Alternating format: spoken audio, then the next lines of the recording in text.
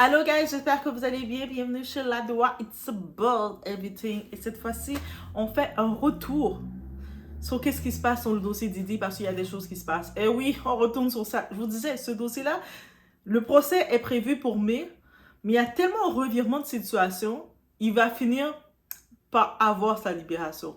Il va finir par l'avoir, j'ai le sentiment de ça. Parce que finalement, qu'est-ce qu'il semble comprendre? Les plaintes, ou beaucoup de ces plaintes-là, il y a beaucoup de qui sont un petit peu bizarres. Et on va y aller sur les plaintes. Vous savez, je vous en avais parlé le cas de Talia Grave, qui avait fait une plainte de plusieurs pages contre Didi, près de 114 pages. Et justement, elle accusait Didi et son garde du corps en 2001 de l'avoir mis des substances dans son verre et les deux ensemble, ils lui ont fait du mal. Et ensuite, on a pu comprendre que l'ex-petit ami, ce qui était son petit ami à l'époque, était son boyfriend à l'époque, il a dit que elle ment. Là, elle voulait que je monte avec elle et puis en échange, on allait me donner 3 millions. Donc lui a dit, et puis on se dit, est-ce que vous serez prêt à mentir pour votre ex en échange d'argent, sachant que ça peut se retourner contre vous? Bref, mais là, on sait, ça s'est retourné, le cas de Talia Grave. J'ai fait, c'est pas bon ça. Et là, maintenant, il y a un retour sur ça, le fameux garde du corps, du nom de Joseph Sherman, qui parle. Et on y va, on regarde qu'est-ce qu'il s'agit. It's about everything, guys. On y va.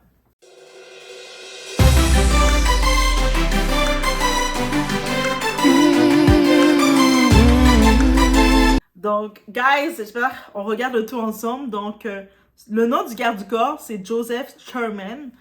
Lui, c'était l'ex-garde du corps de Didi. C'est celui qui est dans la plainte de Talia Graves concernant la plainte de qu'est-ce qui s'est passé en 2001.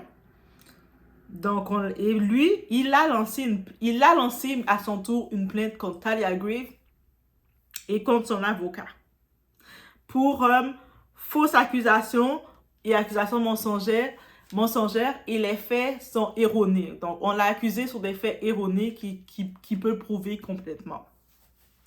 Donc, lui, en tant que tel, dans ses faits, il dit qu'il a travaillé avec, la période qu'il a travaillé avec Didi, c'était en 99 et avant ça. En 2001, il travaillait déjà plus avec Didi. Donc, les années qu'on l'accuse des événements, mais lui, il était même pas en contact avec Didi, qui dit. Donc, comment on m'accuse en 2001 d'avoir fait quelque chose, mais j'étais même plus au service de Didi, j'étais même plus en contact avec ce type-là. Donc, et avec ces faits-là, c'est ça il vient dans sa plainte. Il mentionne qu'il n'a jamais rencontré Talia Graves. Il dit, Talia Graves, j'ai jamais rencontré de ma vie. I don't know her, je la connais pas, j'ai jamais rencontré. Et encore moins, j'ai jamais rien fait, j'ai jamais eu aucune relation, j'ai rien fait à cette femme-là. Je la connais pas, j'ai jamais vu et j'ai jamais rien fait. Même si peut-être dans une soirée ou quoi que ce soit, si jamais je dirais qu'il y a un coup de quoi, j'ai jamais rien fait avec elle. C'est ça qu'il dit.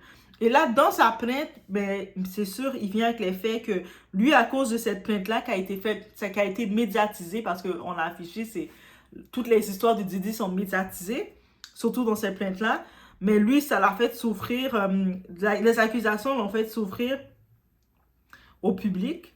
Donc, il y a plein de gens au public qui le regardent bizarrement. Sa réputation en a pris un coup parce que quand tu es accusé comme ça, mais t'as pas le temps de te défendre, mais le monde, ils ont déjà leur idée sur toi du public, donc tu te fais bannir et désinviter partout.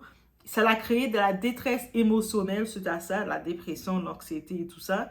Et aussi dommages financiers, c'est-à-dire avec une grosse plainte aussi médiatisée que ça, qu'est-ce qui arrive? Même ton emploi, tu perds. Tu peux plus travailler, puis même si tu cherches un autre emploi, c'est compliqué parce que tu dois attendre le procès, donc tu perds de l'argent, et puis dans les temps qu'on est, on peut pas vivre sans argent. Donc, et aussi, il a des faits. Oui. Il a montré dans ses faits que Talia Grave a tenté de le contacter pour qu'il fasse un faux témoignage sur Didi. Donc, il dit, fais un témoignage sur Didi, tout ça, les affaires qui s'est passées, tu vas dire que ça. Et si tu acceptes de le faire, en échange, d'être à l'écart de tout ça lors des procédures. Donc, on va retirer ton nom dans tout ça. Ton nom va pas être associé. Tu as juste à dire ça. Comme ça, on va pas mettre ton nom. Il a ignoré, il n'a pas répondu au message, mais il a gardé le message, donc il a un fait. Pourquoi? Elle est allée le contacter. On va en savoir plus.